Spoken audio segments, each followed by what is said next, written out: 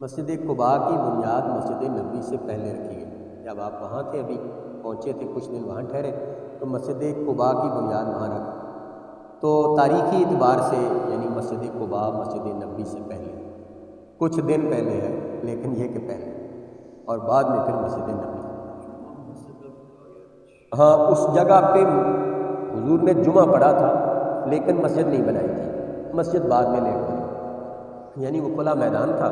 جب حضور نکل پڑے مسجد قباء سے تو نزدیکی بنو سالم کا محلہ تھا، تو وہاں آپ نے جو ہے وہ ایک جگہ کھلا میدان دیکھا، تو حضرت اسعد ابن زرارہ جو حضور کے رشتہ دار تھے، وہ ان کے جو ہے وہ ان کو حکم دیا تھا آپ نے، جب مکہ میں تھے آپ، مصعب ابن عمیر بھی یہاں تھے، آپ کے ایک صحابی پڑھانے والے المقری جن کو کہا، تو حضرت اسعد ابن زرارہ سے کہا تھا کہ لوگوں کو یہاں جمعہ پڑھایا کریں۔ تو اسعد ابن زرارہ اس جگہ پر جمعہ پڑھایا کرتے تھے، اس کھلے میدان۔ جب حضور یہاں پہنچے تو پھر جمعہ نماز کا وقت ہو گیا، جمعے کا دن تھا، تو آپ نے جمعہ پڑھا۔ تو وہ جگہ جمعے کی تھی، مگر مسجد نہیں بنی تھی، مسجد لیٹ بنی ہے دونوں مسجدوں سے، یعنی اب تو مسجد ہے، دیکھنے سے ایسے ہی محسوس ہوتا ہے کہ شاید پھر یہ قباء کے بعد بنی، نہیں، وہ بہت لیٹ بنی ہے اور بہت دیر سے بنی ہے۔ لیکن یہ کہ یہ دو مسجدیں ایسی ہیں کہ تاریخی اعتبار سے قباء پہلے بنی ہے، مسجد نبوی کے بعد میں بنی ہے۔ اچھا، ایک اور بھی اس سے یہ ثابت ہوتا ہے کہ ہر مسلمان کے دل میں یہ خواہش ہونی چاہیے۔ حضرت ابراہیم علیہ السلام نے بھی مسجد اقصیٰ یعنی اللہ کی عبادت معبود خانہ وہاں بنایا، اور یہاں آئے تو یہاں بھی اللہ کا عبادت کی جگہ بنائی، مسجد الحرام۔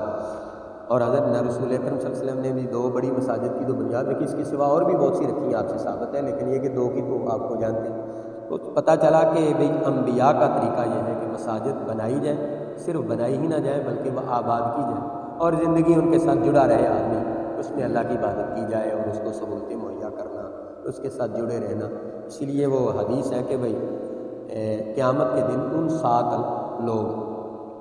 طرح کے لوگوں کا تذکرہ ایک حدیث میں کیا گیا ہے، ان 7 کا تذکرہ کرو تو پوری حدیث کا تذکرہ اور وقت لگے گا، کہ جو لوگ قیامت کے دن جب سورج آگ برس رہا ہوگا اور ہر شخص کو سائے کی ضرورت ہوگی، اور اللہ تعالیٰ کی خاص فضل کے سوا کسی کے پاس کوئی سایہ نہیں ہوگا، تو اللہ تعالیٰ 7 طرح کے وہ لوگ ہیں جن کو اپنے خزانہ غیب سے یا اپنے کرم سے سایہ نصیب۔ بعض روایات میں اضافی یہ بات بھی ہے کہ اللہ اپنے عرش کا سایہ عطا فرمائے گا ان کو، یعنی انہیں ٹھنڈک ہوگی اور کوئی گرمی نہیں لگے گی۔